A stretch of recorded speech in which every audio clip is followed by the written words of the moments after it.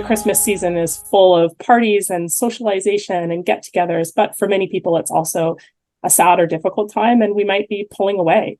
And if we are finding ourselves doing that, just reach out to somebody. Amidst a warning from the BC Coroners Service about increasing deaths due to unregulated drugs and Interior Health sharing a checklist for safer celebrating, there's a push to be mindful of intake this holiday season. I think the reminders stand at any year. We want people to be safe when they're celebrating their Christmas parties, they're back home, they're with their friends, they're with new people. Anytime we're engaging in using substances or drinking alcohol, we want to remind people about how to stay safe. When attending a holiday party or event, IIH said to plan ahead to make sure you have a safe ride home. Sure that you're thinking about how much you're using.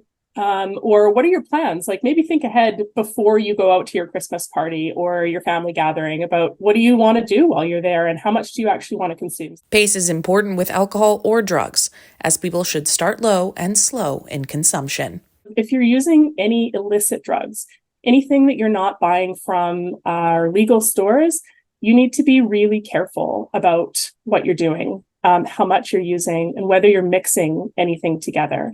The best ways that you can stay as safe as possible during that time is to use our drug checking services. The Coroners Service said preliminary indications suggest unregulated drug toxicity has caused more than 200 deaths in November. Also, the really important piece of knowing how to respond to an overdose, recognizing one so you can see it in your friends, or having a naloxone kit so you can respond. Naloxone kits, as well as overdose prevention and response training, are available for free at more than 1,300 sites across BC. I think learning naloxone is so important now. We're 7 years, almost more into this public health emergency, more than 13,000 lives lost. People know somebody who's been impacted by this.